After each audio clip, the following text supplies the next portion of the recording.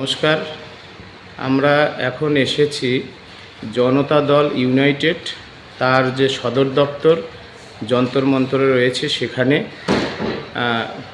জনতা দল ইউনাইটেড তার প্রেসিডেন্ট এবং সেক্রেটারিকে উদ্দেশ্য করে আমরা পশ্চিমবাংলার এসএসসি 2016 প্যানেলের যোগ্য শিক্ষাকর্মী শিক্ষকদের যে চরম বঞ্চনা দুঃখ দুর্দশার কথা এবং যে পশ্চিমবঙ্গ সরকার রাজ্যের মুখ্যমন্ত্রী তার নেতৃত্বে গোটা স্কুল সার্ভিস কমিশন যে ব্যাপক দুর্নীতি করেছে এবং যোগ্য অযোগ্যের তালিকা না দেওয়ার ফলে অযোগ্যদের পাশাপাশি যোগ্যদেরও চাকরি চলে গেছে।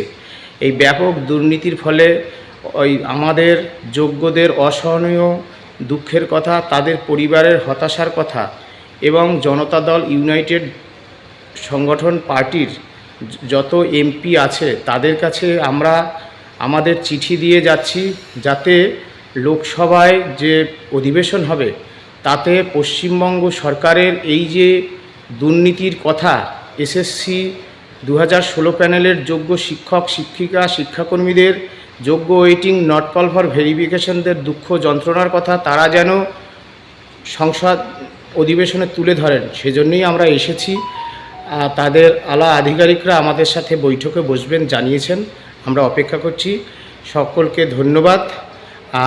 সকলকেই বলবো দলমত ভেদাভেদ ভুলে গিয়ে এই দুর্নীতির বিরুদ্ধে যে লড়াই, সেই আপসীন ধারার লড়াইয়ে আপনারা সকলে আমাদের পাশে থাকবেন। নমস্কার।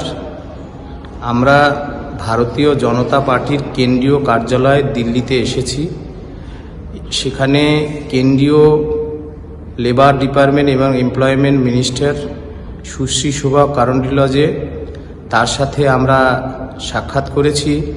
আমাদের যে নির্দিষ্ট চিঠি আমরা লিখেছি বিভিন্ন রাজনৈতিক দলের কাছে দিচ্ছি, সেই চিঠি তিনি গ্রহণ করেছেন এবং লোকসভায় ভারতীয় জনতা পার্টির সকল এমপিরা এসএসসি স্ক্যাম 2016 প্যানেলের যোগ্য শিক্ষক শিক্ষিকা শিক্ষাকর্মী যোগ্য waiting not call for verification তাদের জীবনে যে অসহনীয় দুঃখ যন্ত্রণা, তাদের পরিবারে যে অসহায় অবস্থা, সেই দুঃখ দুর্দশার কথা মাননীয় মন্ত্রীর সঙ্গে আমরা তুলে ধরেছি। ভারতীয় জনতা পার্টির সভাপতিকে উদ্দেশ্য করে আমরা সেই চিঠি লিখেছি। আশা করি আমাদের এই প্যানেলে যোগ্য শিক্ষক শিক্ষিকা শিক্ষাকর্মী যোগ্য waiting not call for verification তাদের দুঃখ দুর্দশার কথা শুনে তারা যথোপযুক্ত ব্যবস্থা গ্রহণ করবে এবং আমাদের পাশে দাঁড়াবেন।